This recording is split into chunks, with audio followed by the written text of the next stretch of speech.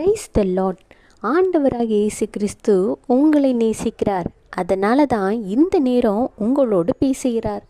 உங்கள் நிறைய பேருடைய வாழ்க்கையை கேட்டால் கண்ணீர் கண்ணீர் கண்ணீர் தான்.